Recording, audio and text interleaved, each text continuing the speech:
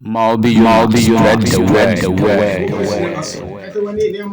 Wanucho wanamusi. Omo bona miyi. Mono owo jami ehiyo kebani. Ode kwa gunu keba omu. Wo pepa mi ka fonga mi. Kono bri obi ma adweniya. Na ahemo na yi. Inamusi. Odumi eji. Amen. Hallelujah. Amen. Wange no enyo ko yama o jamiomi. Yawo adiami enu e yamsumi. Ne ehia wa we. Hallelujah. Amen. Yesu emuwo. Yesu moja. Ne waketo nuncho di enihi. Awale yari tu awrade di lewu. Hallelujah. Amen. Lo mo hejo wa ha Kristo foli.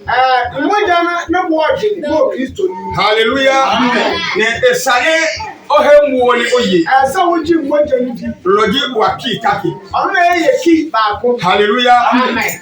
Waki enyone Ye ki mienu so an se. No mumi. No solemi. Esubo. Hallelujah. Amen. Lo ke oye John Yohane Omio. Sa woya wo hwe Yohane Woma na 1931. 1931. John 1931. John 1931. Ta o ma wonya gbemi ya. Uko eniye ya, uko le wiye ya. Ake agbo Yesu kasanye akoro. Yesi ya wo Yesu Kristo ni mfi pia. Ne no enyo jemi keba. Ade amienu na firi mu pie Muo moja kenyu ni nsuo. Hallelujah. Amen. Lo nyu da se Kristo fodo ka aka mu. Nsuo ni jo mo Kristo ni se fe mo wesu. Ne muo da se mo Kristo fodo ka epomo. Moja ni jo mo jidi ni se waje o. Hallelujah. Amen. Lo ogutu no guntu fine. Tie mu ye ne tie ni ye. Iya demo noko. Me kwa kaka bibi a kira. Te onya solo mi ko ya. Sa wo kwa solo bi. Ne Yesu Kristo emuwo. Yesu Kristo ni moja no. Anu esisiyo. Wo man ti ase a. Inde wala nyima na. Munya nkwaje. Aka wal emuwo ne konwo. Isa se moja no di ye. Hallelujah. Amen. Lo muwo hedwawa. Moja na no ne bo de. Lo ko he muwo no yi. Sa wan di moja ne ndi a. Obekomi. Wonni oje. Lo ke asafo he muwo ne ayi. Sa asafuna ndi moja na Yesu hwe egu na ndi. Nuncho ni eni ayi. Ewrade di no mu ni. Ni ko be yi o le se abia ye nya ebenu. Obi mu sudi na so mu ni wone mmere so. Na ga ahebe muwo ne ayi. Na je so mo ndi moja na ndi. Jana se muwo ne eko iyohe. Anu achi ni moja afọ ọba ho. Ke muwo ne ko nyum hiyo. Ne moja afọ ba ma ho. Yesu muwo ehanu. Yesu moja na keta so. Lo ko ne soro mi ko ya. Sa wo kwa so bi. Yo pe ya ni.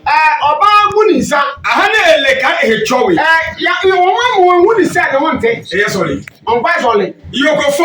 Ọba na wo. Aha na yo le ka ehechowe. Wo ma mu ọba na hu sa wa hu ni ti ne wonte. Hallelujah. Amen. Yimu ko ta eyohe.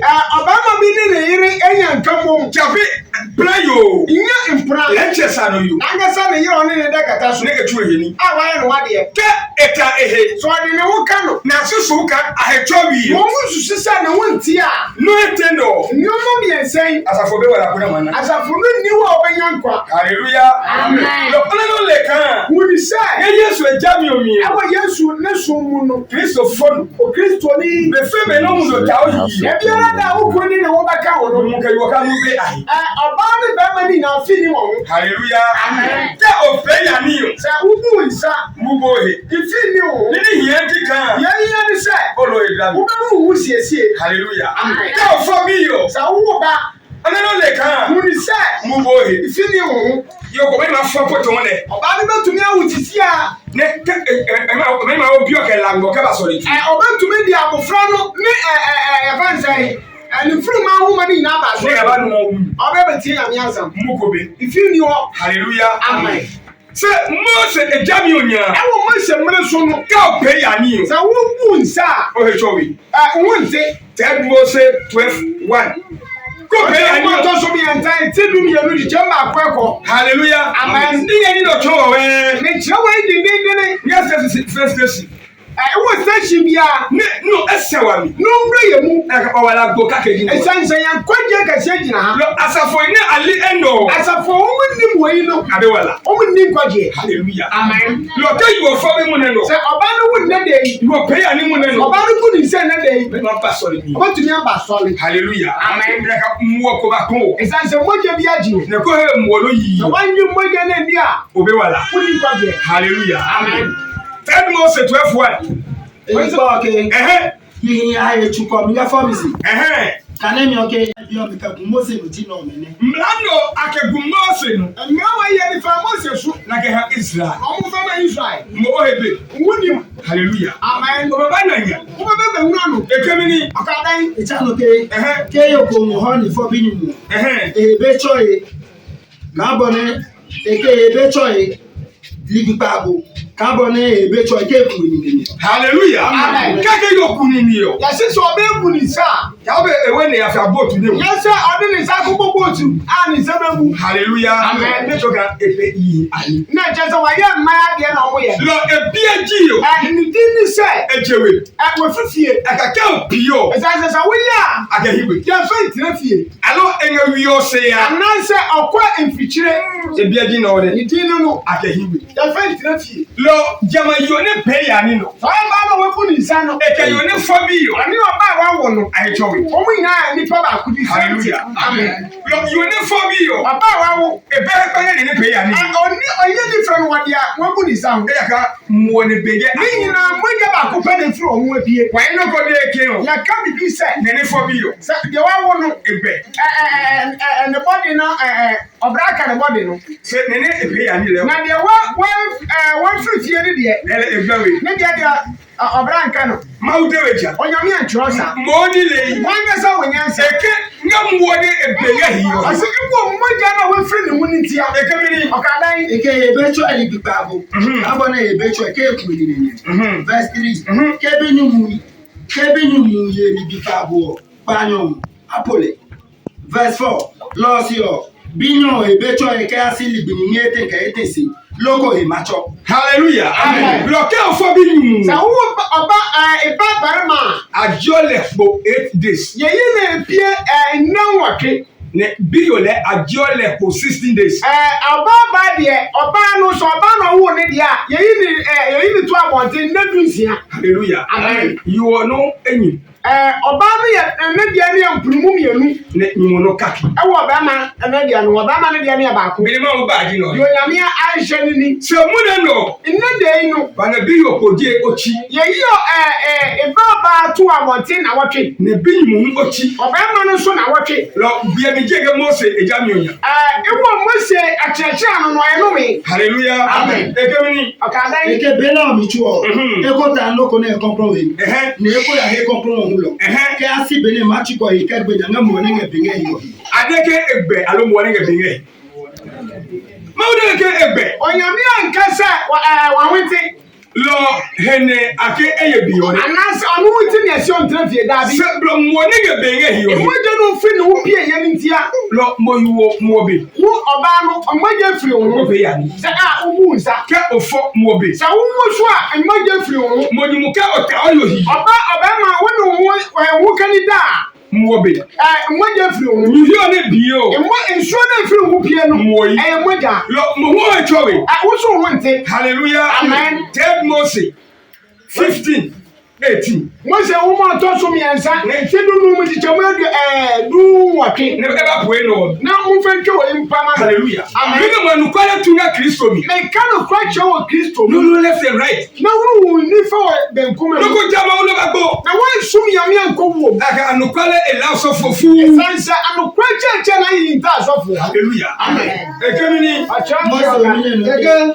Mwachi mga yona bomi Nengi mohe yube Neni enyo mechuo adu ahi Ayebecho kayasi dumabu hallelujah amen tuna yo kanyum wo ba me da manso ka nyum ta oyi sa obama ne ne wo ka wo a na enyu bepe a ne wo suo pie pe eje nyum he wo free ba mum of insurance free ba ma ni mu e chowi unu wonte e ke hamo hu odi ama wo so o e chowi wo so wonte nye be cho ke mo tiaka gbokwe wo mi enu na mo ran ti fra na paka pi mo libere ne me ma dunye na mo be dwale mo ho John chapter 2:6 lo 2:6 lo beno mi kula awo mbre mu nyina no ne nye chowi awo wonte no kani ga sore mo be mu wo bom pa ye urade ntie hallelujah amen Mose jamio e awo Mose akire ano lo o ma du ohe wo be dwale ho mo yo o ma fa obo hia he owo oba no tuma na woni dai no be sidi nyina me nyu ma fo e supporter ketare oba ma no so ntade o hye ya no no so be sidi ntade lo kenyu mo to e pe so oba ma ne de no wo ka wo pe ko fo nya e pe mali wo sidi o ma ta pe no ma na hu kanu ko ya no ma se anade bi akoso hallelujah Amen. ko pe ya ni pe sa wo bu se pe kanu me be o oni pa no mo twamu a anamo ngatu se na bi a wo tira okutu wadana chi no Kanu ko ya aleka amen ko ni ga ni no na wo hu osum na no Yesu wo jam ehekeba Yesu bi osum mo fo aba lo ka sa fuko ne ni no tun yo ti asafu bi cheche we yi a ala so le mi ya wo mo kwa so ni keke abe wala na nkwaje ni ho lo jam bi o mi yo sa mbe ni mu no ju bi ajami o ye juda fo so lo mele ko peja wo mo dia wo ye sa o ma du wo di nsuo be ba horo ho ye cho na fi dia wate kai ngonya sa me boa John 2:6 Yuda bi agusumiji afọ ahi ne agachu ahi. hallelujah Amen. to ne dio wate dia tro ju bi akusumi du fo cheche ni se afọ ai wo mu wiale o mu ne wo akechu mu fenti o mu hallelujah amen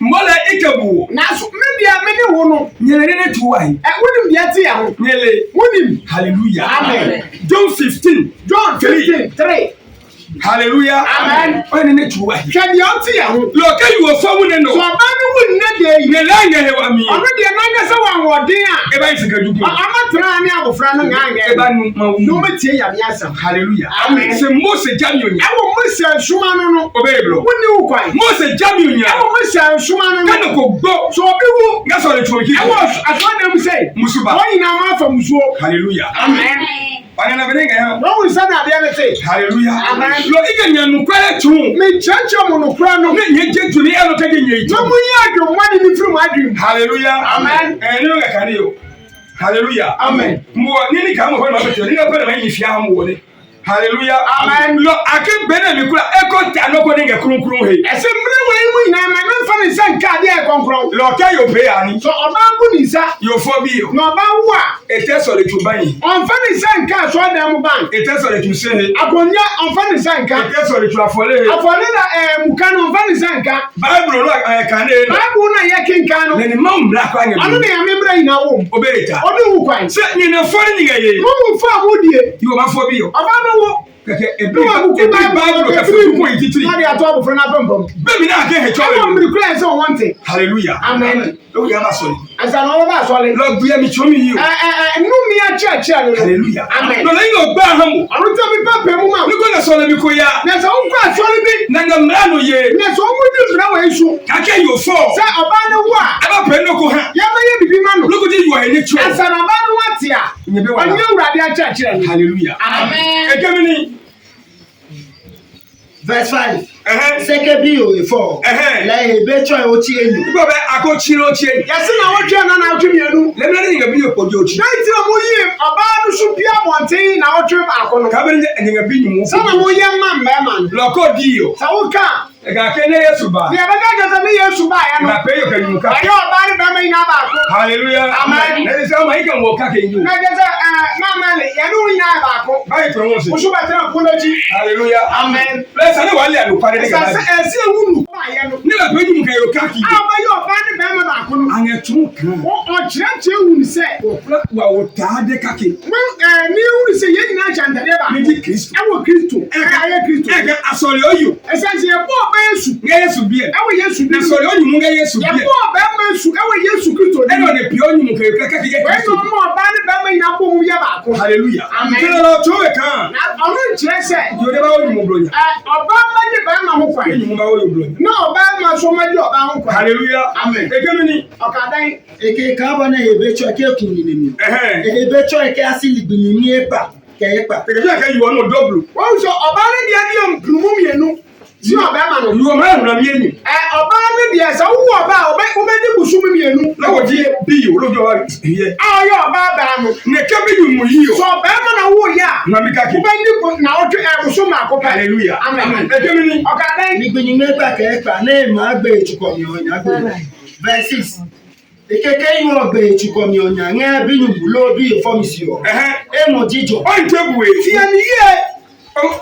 Ka oye beno tanga wi yo mi. When the blue do when na wo fie wi a. Ne omba. Wo ba no. Ohun do ma no jiju. Wo kuru ba ji odwan. Hallelujah. Amen. Eke emo jijo na eje akake. Lo lawe. Jiju ohun ke energy aka ke gbe ka ko ye fo. Odwan na wo ni ba no. Se wo ni na wa bi afi ba ko ni ka ba ko ka wo di fo. E ba ye wa yi ya. Ye se afi ba ko pepe. Ni ne lo goji. Na da ni di be be na o na ba. Ni ne lo goji Israel bi o me ayi anye na apioja na yi fo. The Oma Israel for ya wo mu ni for the say. Aje Egypt. Wo mu fi Egypt. Na ayaka na. Wo mu kwa Kana. Lo be na ganyi okula. Ti mra wo na ti ko ni na no. Aka to be na ganyi. Wo mu ni gan na nam. La ka to ko fo. Enti se odan bi wo a. Awo date ngai. Wo mu fa date wo na wo ma kyero. Be ni pene akekpa musu. Sabe be ya wo ni ba yi musu nti. Se bo na oleto. Wo nya gan. Ka o pe ya ni. Sa wo bu nsa. Ne ofa bi Na wo ba. ne e ba kwa lato. No abamu se ko hwe dan a. Why to tede ke what is the year of the punch? Wo ko ga bi sa odan wura bi sa wa pa kire ya nzi ahi. Hallelujah. Amen. What about Yesu?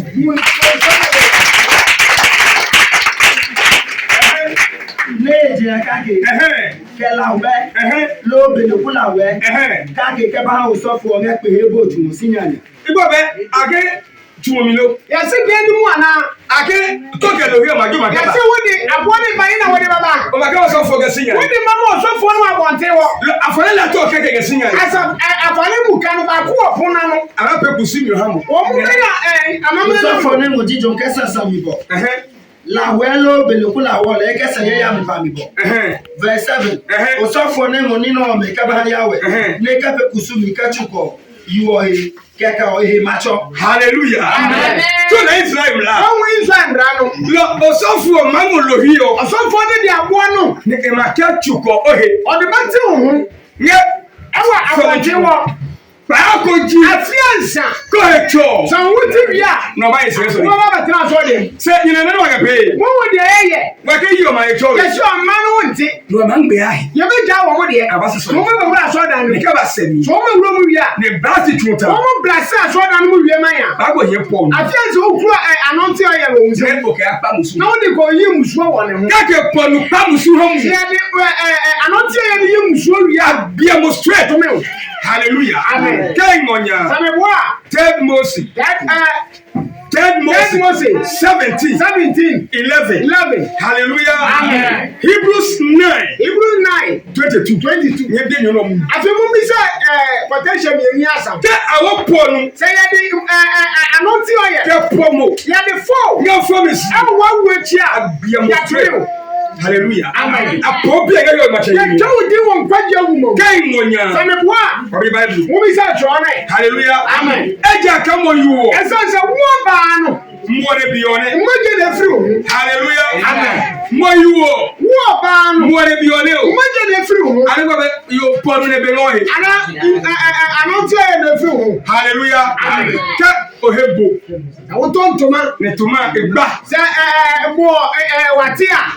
Jaboni na keta awobo. Ya di tapori na mi ya fa ade pam anase ntoma. Yibu anukale tu o. Wuti no kwa no. Kebo gba. Se ntoma na ti. Mi na keta. Den ya de tam. Mi no. Ya de fam. Aboru na makata. Ya de ntoma wa fam ntoma. Lo kam wo benyori. Se moja firi wo a. Na mi na sala ke chaw. Den na se di sa wo yarwa. Mo. E se moja. Eno ina ko mo lo hwe ke ba Ba ni. ti na se fa aboa bra. Aka lo hi omo E nge. san sa aboa nso moja wani mu. Hallelujah. Amen. Lo hi ona ka pa musu ha mu. Aboa de ni ke yi musua ma wo no. Mo omo. Wo moja no. Keto mo. Ni odan moja. Tere. Ba ko. Tere. Ya wa ina no bo de. Nye to mi ko. Onipa dia. Hallelujah. Amen. O short mo. Wa short moja. Akwaya bato. Ya do ko bato. Yin ni yin oni. Wo ya mienu. Lo Pentecost no kake. Pentecost ni baako. Apostolic no. Apostolic ni baako. Lo ni Pentecost dia ama. Emra Pentecost fo ba no. Awo so fo ke ba. Wo di wo so fo ne ba. Ne ba je mo ha emema. No ma twu moja ma ni mema no. O ba ma je Oluwa na bofu. Wo ni ba je no be ye bufuo. Joba ma jo. Wo ni ba de. Na Apostolic dia mema. Emra Apostolic fo ba no. Aye gbe mu abokaba. Wo mu kra fans of Kraman kasie bi. Aka ma je Mr. Dog mo. Yes, e be Mr. Dog moja no ama. O wa pere. Wo ba pere. Mo yi o. Moja, olusu moja. O ba pere o. Wo ba pere. Mini he. Dentia. Hallelujah. Amen. Lo ka mu obega yo hi oni. So moja fro ba ho a. Paul na ke pio. Anontio ye ne de ye. Alo mu o. Anase moja. Wa bi Bible. Let me say John 17. 17 something. Eke mojino ne ha ne elotwa eluwan. Mino. Mojino ne ha elotwa eluwan. Aga no ti Yes, anontio ye. Aga Paul. Yes, ngo. Lo ka pa mo mu. Si e fo wo. Ya mu mi. E wo no. Apo bi. E to di. Eka ma wo ya fotun si. Na onyame di wa kwato o manager. Hallelujah. Amen. Ejemini. Anu mo ka po bosa mlato no ne. Hallelujah. Amen. Iko wele nyingi pulitwe. Untie mi ha.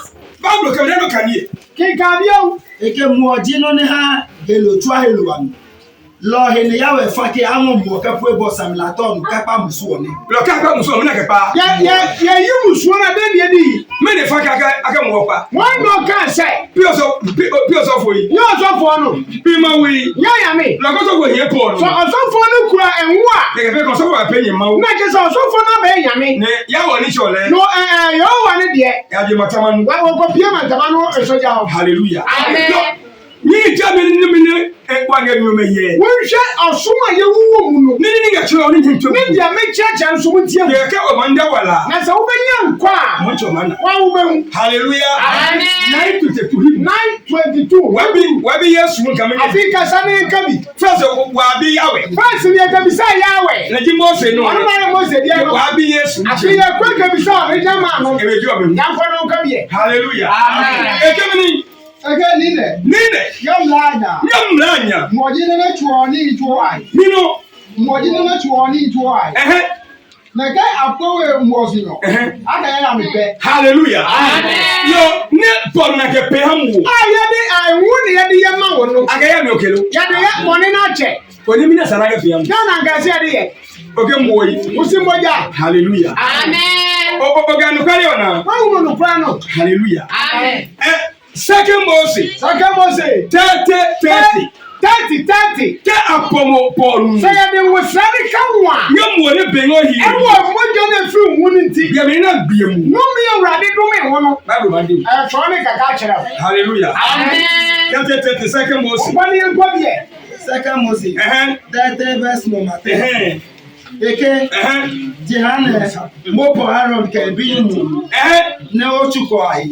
Ko ni asomo na usofo. Bebe ka apolo ko no. Ya fu obi nwa.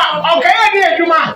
Yo mini no. Okay na okay di sofo. Ni ne efo bi yo. Ya wa wo no so. Ebege mo sofo yi. No so ba sofo di. Hallelujah. Amen. Paul no ngani. Ano tire en kwa wonu wa ne so. Mini.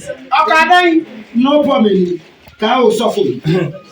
Eke mode Israel bike.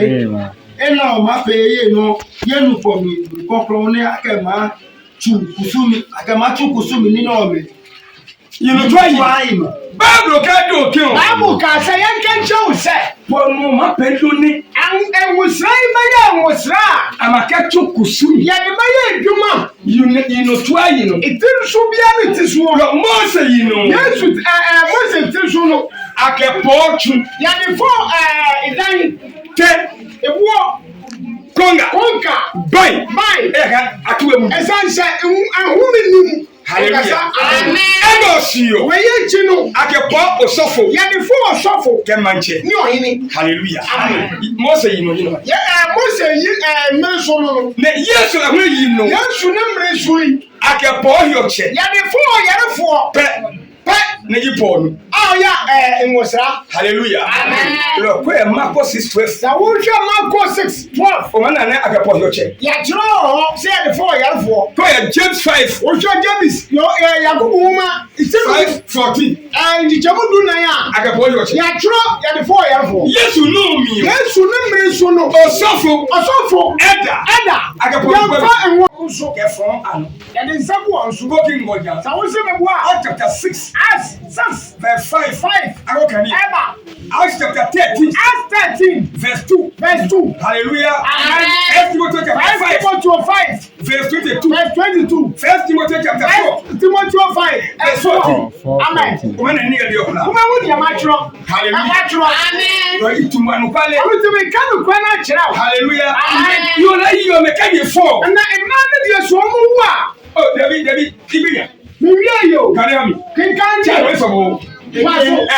Akọ̀mọ̀ kápọ̀ no saisa. Think about the table. What put here?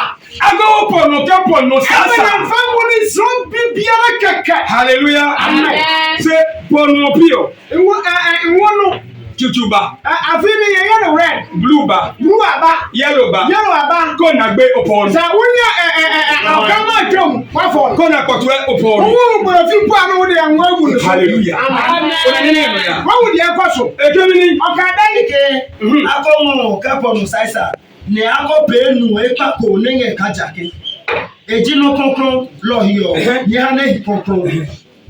33. N'otu anu ne ma pe enu eko n'enye kalọ. Alo n'otu anu ne ma ŋun nune ọ̀kẹ́. Nune eko kẹ́pọ̀ n'oko nepi osofo jilẹ̀ o. Ajele ne akọ̀bulẹ̀ wọn si ye mami bi ọmọ yanu. are you this?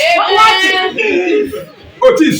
What is? Hallelujah. Amen. I go upon okay upon oko. Yes, sister, when the can show be Each of yourself for you you. know so far. Ajia. Hey, asamaba. Na bia buka pi sima wi You ma. don't funny going your men now. Mo ne mo be lo he. Who am I free? Who Ọmọ sọfọ yẹ mi Who lọ. already suffer? Lọ́gbọ̀n yà gbọ́. Me and him who go.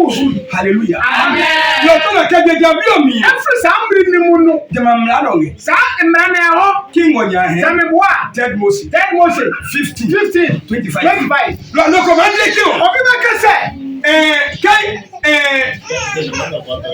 Yesu ẹ̀yọ̀kọ̀ apẹ̀tẹ̀ Yesu tàdé ni. Sa ọba mi ko so Yesu ataliye mu. Ṣé lọ́lọ́ lẹ́pẹ̀ ebéhe wà mí? Na anu sa oni pa no oyale. Yale fo no ko so ni.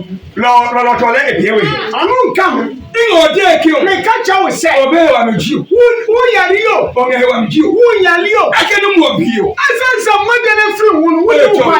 Ngẹ́ Mose bi. E wo mo se mele so. Hallelujah. Amen. Kẹ́hìn ní ọdún Mose. Sami boa ye ga bi se mo se no kan chere. Eke 25 minutes. Ka ni enko. Ekeke mu ọbịnya yoko he besan bemine ni ekumi besilo aloke ebiosu ne mu ọbẹ Mu ọbẹ kẹbẹ mu Ẹ̀hẹ́. ebe abe Oyi. ebe chọ eligbi Ìjọba bẹ̀ tí wọ́n ní mú ọ̀gẹ̀ bẹ̀. amen. Hallelujah. Oyè náà lọ. Akẹ́sí o. Ya ka se. Kẹ́yìn oko. Sa ọba bi. Ẹ̀yẹ ẹ̀wà mu. Awa ho deni. Ní mu ọbẹ̀ yẹ̀ yìí. Na moje efri ne ho. Ní ẹ̀jẹ̀ ká mu ọbẹ̀. Na te moje efri ne ho. Bẹ̀bẹ̀ ẹ̀wà mi hu. Sa oyali o. Ní mu ọbẹ̀. Sa moje efri ne ho. Lẹ́wọ̀n bẹ̀bẹ̀. Moje na efri. Ẹ̀bẹ̀ yà ni o. Sa no puli se o. Ní mu ọbẹ̀ o. Na moje na efri no. Bẹ̀bẹ̀.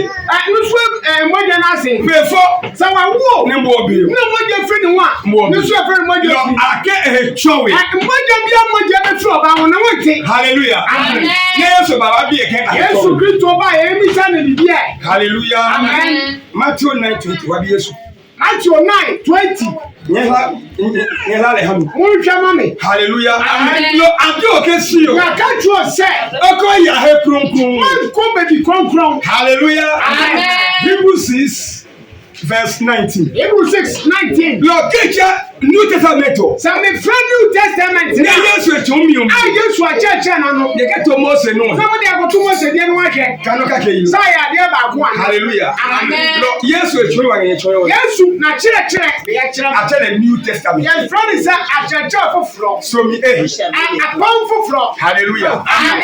Ẹ̀ka somi mọ́ mú o. Ɛsan sɛ apam no da no enyabe na wotum hallelujah Amen. John kemini Matthew 9:20 Matthew 9:20 yo eke yo ko ne mo na be nga etia nyoma ka enyu son baje Yesu si hallelujah amen ni no ko ebe wa be alo pepe ya ni ebe wa oyale hallelujah Amen. mo ga be nga 12 years amaje fi ni wo fi dum yenu akebaje Yesu je bro yesu akebaje Yesu je bro oba fi yesu yifa na chi mini na ji hamba mi denti wan fi ni ma bie mra ji kan emra ni se kam mo be no yi se amaje fi wo pia ateno konkro ya fa san ka di kon lo pa ateno konkro yi wole ya wo do san ka di kon kra o ma la alba pe pa wo ba yi ta hu ana ba yi wadi no you are je Yesu eti oba ni kan yi ta yesu chi ni de na no ka ye eke ati Yesu se tuka kaka ne ta Yesu ta bi oyi ede nya yimke ke inata Yesu ta jo keke na iwa hallelujah Amen. etade enti pa so o ka no pia na no ke de pa so ka no pia am I stop ya ba stop on ya ka Yesu ro kon san se yesu yo bi pa kon kinye yimi ke eti o ka wo di tiri ya se ta dio yi sa me ni se ka na ta bia mana cha me nya ya sa se ateno konkro yi ya fa ye san ka di kon no ke ma pe ke ma ye dai man lo go se ai sa me ka fa na chi hallelujah Amen. ekemini o ka ben Yesu play ne benena leo ede like bio ochune no mi hallelujah Amen. mini e de ko etwini no denti o ka sa na kuma nto ni Yesu pe na ye yuwo yesu cha ni wo hu aba na na de ko twini no asi wa kuma nto wo ye ni twini ne wo cha ye why Ẹ̀kọ́ náà tẹ́tẹ́ mu ọ̀gá bẹ̀rẹ̀ náà ìjọ ní àtàṣe lè kárí sọ̀nù rọ̀kọ̀rọ̀kọ̀ ẹ̀ náà hàn ní ètú máa bù. hallelujah Amen. eti ko ka ni te ne ngam no na kuma nto sa wo medeme sa ka ni wo hu mi itomla ma fo me mra ke mo se blo ndi o mi yi o sa mo se mbiri mu a Amagbe. aga be si na mo hallelujah Amen. na Yesu di e kin o yesu ka se mu akuma nto ochune no mi o he mi ka yemi chambu agboro wa we hallelujah igobe Yesu ke yuwo eminicha yesu se oba ne dai lo wa Kristo fero nye Yesu si o ye na ye di kristo yesu echi no henke yu na ke Kenya ni ya ni sum yesu. ya bimbela no why hallelujah amen Hebrews him 7 7 26 26 wagana one Hebrews him 7 7 12 enyono mianu kwa fe wo ye kwa na bi sa wa sha hallelujah Amen. lo be ko ne bi yo emre bi etwa mu no Mose ne no nyare Mose na wo ade na no ni arojo sofo na Aaron no yo sofo lo yo we no oba no wonti Mose jami hen Mose mra no akakojo we ne wa be no ye fo mu obi ata we yo go prayer ni nti oba mu ni sa o fo bi yo wo a ka muna no fo bi yo se na na wo a ade mada ne fo do na me a wo yi ina wo chirolo onya na wo ka na ge hewa mi so no wa se wa wo de ne ne be wa ngwe mi no wo ba ye twa wa bro e ma ne ba sa ehi aba ho ne ho ne mi na gasa dan ye ni twa ne ho hallelujah Amen. mi na gasa dan hallelujah Amen. se bene Yesu maba emra yesu kristo baba no mi na gasa ho dan no wa de dwale ye ana wa de ti ho emuo moja lo esabo mo wa ya huri ya wodada hallelujah Amen. lo ne sabo mo wa huri ya wa mi nti no ka mo ba so reju sa wo so ba so de mu a ka o ba draba no esa na ke sa wo so sa so tie huru kemini no ni dai munyu ni asa ne ma je bawo free bible hallelujah Amen. wa bi gbe no be kenu Hebrews 7:26. Na Yesu di ọ̀sán wọn kọ́tọ́ máa ná èpè kúrò ní ìsàwọ̀. Ìyẹn kan kú. eyi ko ko dira ipe dira no kan ye Ege lẹ́ Yesu di ọ̀sán wọn kọ́tọ́ máa èpè kúrò ní ìsàwọ̀. pi one la ni ige de ha mi woni hallelujah Amen. ake leo no no tie die Yesu di osofo de ko Yesu kristo na yo so fu pani pekula si wo mu ina patan hallelujah amen se first bi o bere asu fancy fo na me ya osofo wa ma yo mu sofo aro hello hallelujah Amen. ne ko se ji komida na mo se na ko ma no wa ba osofo he panu ya ba sofo wo franchise kele hu emla na ne so ne na hallelujah amen boya na wa wa no le jono wa le jono sabi wa Ege lẹ́ Yesu di ọ̀sọ́fọ̀ nìkọ́tọ́mà. Pèkúrá ní sàwọ̀. Ọ̀nà lọ́wọ́ lẹ́ ọ̀. Yẹn díẹ̀. Yesu di wọ́n sọ́fọ̀ nìkọ́tọ́. Yesu wọ́n yẹ sọ́fù pẹ̀lú. Ní ẹ̀sà o. Ọ̀ fẹ́tẹ̀ yìí. Lọ mẹ́rin ma kyerɛ wɔ ni. Wọ́n náà wọ́n kyẹ́ yà díẹ̀. Kyerɛ Yesu yi. Yesu a. Hallelujah. Amen. Yóò lẹ́kẹ́ Yesu ma pílẹ̀ o sọ́fù. Sẹ Yesu a bẹ́yẹ sọ́fọ̀ di a. Mbẹ̀rẹ̀ akọ mi wà á bùtù. Mìíràn bí wọ̀ wọ́n yẹn tiẹ̀. 7:12. 7:12.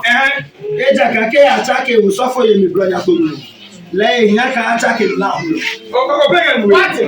Lọ kábà kyakọ̀ sọ́fù. Sẹ yẹ bẹ sọ́fọ̀ ni di a. Hallelujah.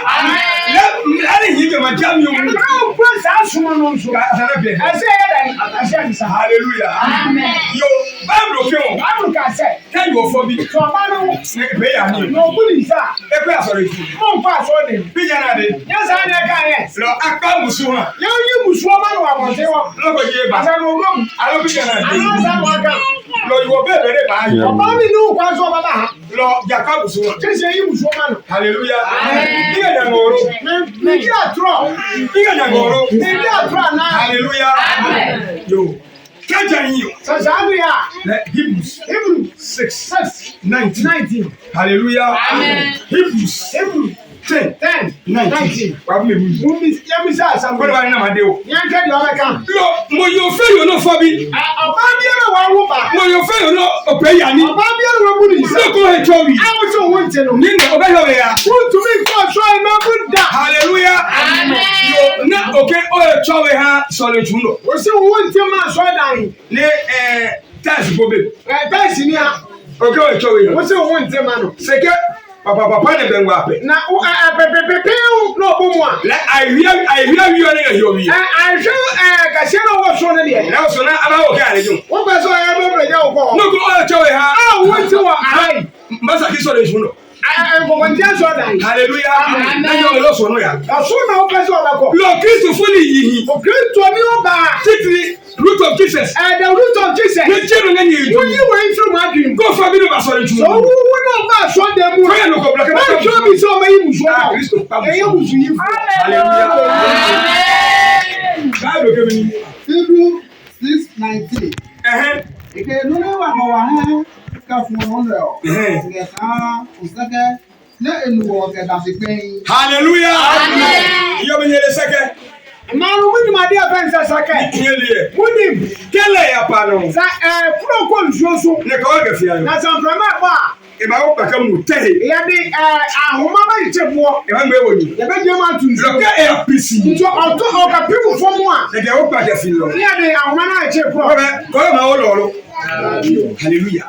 Ìjẹ́ ní kíkà Mọ́ọ̀sẹ̀ Jámi. Yéésù mo ṣe sun no. Ẹ pẹ̀lá. Ọ̀yàdé bí a ọ̀nà nà. Hallelujah. Amen. Ṣé Yéésù nù? Yéésù díẹ̀ nù. Olúwa wà yẹ kẹ́ fún nù. Ayé ni ẹni ato sùn. Ẹnu ó kẹ́dá sí. Wọ́n ti yẹ jìnnà hɔ. Hallelujah. Amen. Ọlọ́kẹ́ hẹ́n kẹ́yìn. Wọ́n yẹ fẹ́ jídìé. Èké mi ní. Ọ̀kadà yìí. Ike nínú ìwà ọ̀wà hẹ́ ká fún ọ̀hún rẹ̀ ọ̀. Ẹ̀hẹ́n. Ngẹ̀ká òsẹ́kẹ́ ní ènùwọ̀ ọ̀gẹ̀dà sí pẹ́yìn. Ẹ̀hẹ́n. Lẹ eke wọ̀ ya su sọlẹ̀ mi túmi omi bọ̀ ṣe tán. Hallelujah. Sọ̀rọ̀ tún ní àpò mi nù. Àfọ̀dà náà yẹ kẹ́ wọ́n mìíràn nínú. Hẹ́ni àkẹyàní bẹ́ẹ̀ o.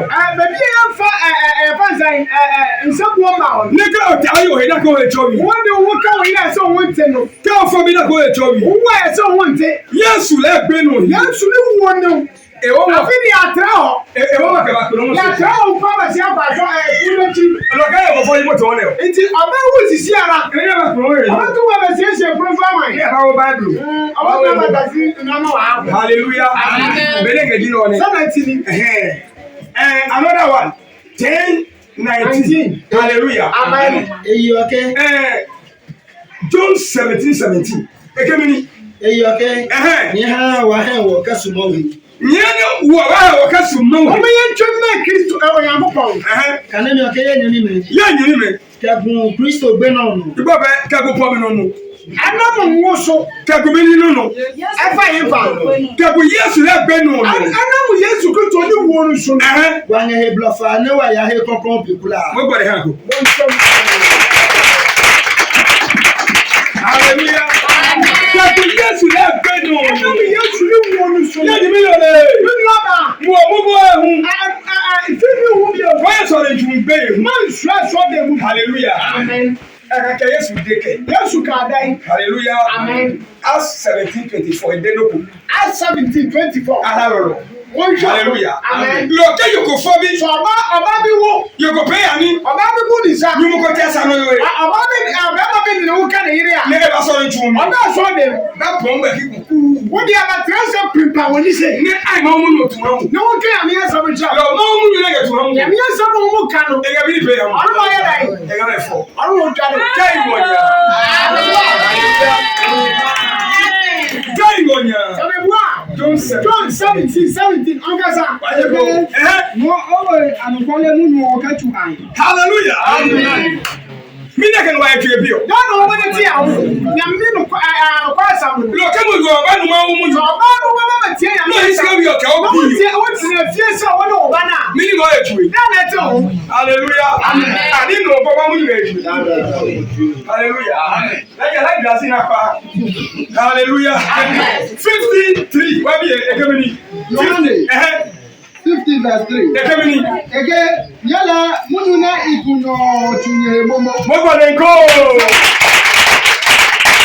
Hallelujah. Amen. Yele o. Wo die. Mu ni lo ye ke bu. Asabla wo tie no. Ka ye break. Aya dai. Atem. Age de tue. Atem. Hallelujah. Amen. 1 Corinthians chapter 1 verse 2. Hallelujah. Amen. Ona beli ya for post. Wa wo se na me kuku nsam ni bu ama. Wo ba de ka Yesu be o. Yesu be ya dum o chen nsam ni. Fo ba se ni ma hin wona. Kufo ma sim na metena. Ko ga ye ble o. Abi de me yi mani so. Ro be mu ni wonu. Wonti asam. E ma ni mu ko se o. Anta me. Fa we wa ha. Hallelujah. Amen. 1 Corinthians chapter 1 verse 2. Lo banu ma mu ni. Tie ya me asa. Na tuwo. No te o. Hallelujah. Amen. Eni siga bi o ko di o. Atrefie wo ka wa ga jo se. Ko so ko be ba po bi. Asofo ma yo ba ba se. Oh, we are to di. Di. We are meaning no to di. Jama be bi ka be ni hebu me tuwe. To di. E ba be get tuwo. E ko di. Hallelujah. Amen. Amen. Kemini. Abro gaza. Korinto. Korinto 1 verse 2. Eke wa na wo mi no ma e kaya ha ma we asafo ne e na Korinto. Hallelujah. Amen. Wage lete no ma ke ama we asafo de ngamini no. E tro na te ya ko. Ya me asafo wo te o boro. Kemini no kisa ko fa be. Ni ne achu ahe. Oh, baga ma tu. Ne apeme kon. Afianze Baga ma tu lo. Se ni ne mini no. Achu ahe.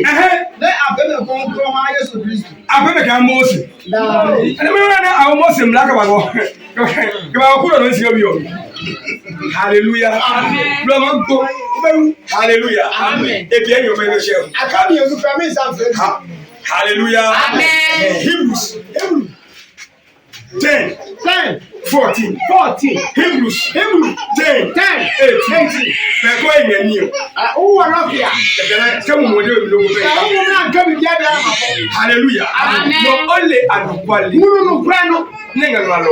A wo tro ni. Neno koko ba sisi. No bi e mesisi. Lo to na mo na member ji o. Wo dia wo ye member. Oni adukwale. Wo ni mo kra. Se oba hisi. Wo ba tena o. Na atumu no nla hi. No mo tro wo na koso. Lo me wo so for me check ye. Wo ba check ye na so for. Ke mo jo tuwe. Ni wa ga se wa so. Lo ko ba so le tu mi. So ba so de mo a. Ajisi. Ye ye ni agro wa so de. Ko le ke no ko ba ya la pa ye hamu. So bi di atro che wa. Ole. Hallelujah. Amen. Nino. Ayeyi. Ka check. Your friend say. Yo. Ke o so ko ke e na check fire. So far ba ga jo say friend we say fire. No ko ka check mboba. You obi su say friend mo ba. Mo no hi so me sarobi. Wo a wo te na na say we ye. Saro ipene bi ni we. E so wa di twa ne Ko so fo enyo no. Asofo mi nu Ni no me blo. we da me. No ga quality. We na o ka. No mo me ko na so le mi ya. Wo men na wo kwa so. Aye so le mi gun. Ye kwa so ni ga sa so Check you asofo. Ye check you asofo. Hallelujah. Amen. Asofo. E ma ni mo gbe. E san so asofo ni betumi eku. Ma hamu. Betumi ama wo fa. Hallelujah. Amen. 14. Ege ena ojo ho ba bo ka ge to ne Kristo mo kesa. Eno to kan. We di adanse say. Afori ke ti wo ne Kristo wo e kesa. Afori ba ko pra Kristo ni no bo ya no. Aha na ni juo ne ma uchu ahio ki kapisi ka ya ne. Hallelujah. Yo, yes afori ani si. Yesu na afori ba no bo ya no. E ka be yemi ni no. Ama wa e dai. E ka be yemi ni no. Ati mo. E da kan. Every say. Mwale le yode. Mmoja na tu. Ne Yesu le mu. Ne Yesu so. Mmoja. Hallelujah. Amen. Hallelujah. Amen. Ono kemini. Hebrew 10:18. Lord here. Ke ma wo ni ya mi ke fa mi ke na o. Ehia we hu kan asan go. Ke je ya mi. Amen. Are you this? What? Amen. Kama wo nye ya mi ke kenye Ìgbàdí ni mo fún so se ya chamwa. Le ehia we. Ehia se. Ka ndokode eba je ya mi ham. Se obi sa so mayi boni won. Hallelujah. Amen. Bene ngeji no ni. No to na Yesu Kristo wo. Yesu Kristo no. Bene ba nga nye kege ya kege ba yo. Ma ya na te ya kwa ya ba no. Ni ga bita me nga nye yo. Awo ni petro mo na no.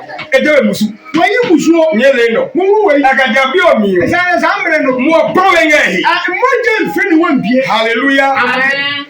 27 Matthew. 27 Matthew. 51. Ne ma de lo ko no aye ha. Ibi o. Ka ko pare mba. Ba ko so sa so. Hallelujah. Amen. Bene Yesu ga nye yo. Yesu nante no. Mo prowe nga hi. Mmoja mfiri ni wo. Lo ke no ko ya me ki. Ìtọ́nfọ́ mi ló fún mi sọ nkyẹn. Se die ne ke ya me ki yo.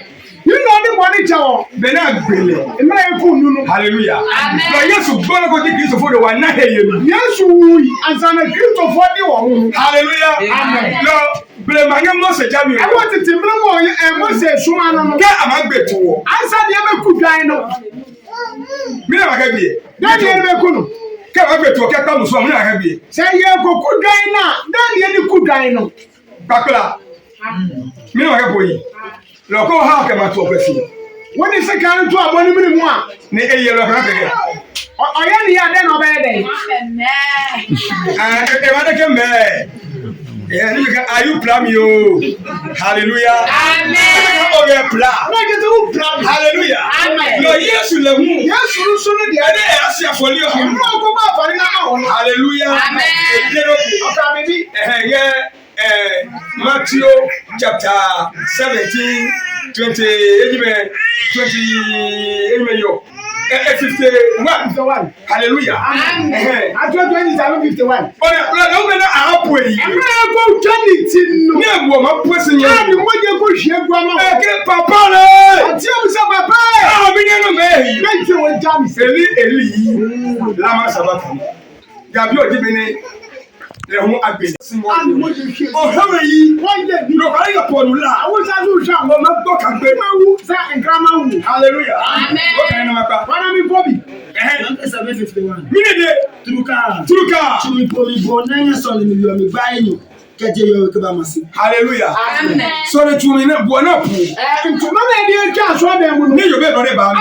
Ọba ní òkú aṣọ òwúrọ̀ mu. Ní Yéṣu ẹ̀pẹ́ ńlá kíkì. Yéésù tí èmu pẹ́. Ẹ̀fẹ́ píà.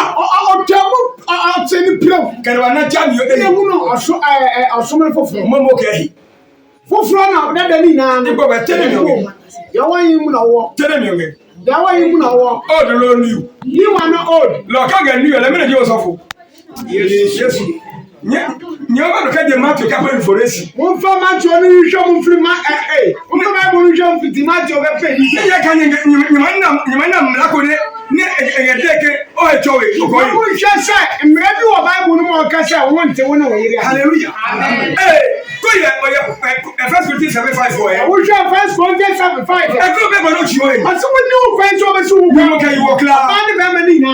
Lẹ́jẹ̀ yẹn pinni. Tí sọ wọ́n yàn pẹ̀lẹ́ sí. Káyọ̀ máa pè jà. Sọ́mu bẹ́ẹ̀ sá. Àkẹ́ bèkìtì. Mmiri tiẹ̀ wa. Kó ní yẹn náà dé kan. Na mu yẹ kwan. Jàpé yẹn bá sẹ́ mu o. Na mu yẹn sọ ma wọ́n bẹ́ẹ̀ fi ntiya. Yẹ ọ̀ yẹ bá sẹ́ mu o ẹ̀. Wọ́n bẹ́ẹ̀ fi yà.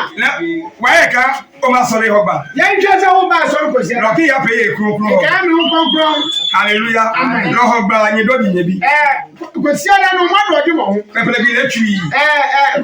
Bẹ́ẹ̀ni díẹ̀ tì í. Ne ka pẹpẹlẹ bi lẹ́ máa bẹ. Ní ẹ̀jẹ̀ sẹ́ bẹ́ẹ̀ni yẹn mi yìí wọ̀. Sẹ́ ìhọ̀ gbà máa bẹ lẹ́yìn yẹn bi. Gbogbo yà ẹ̀.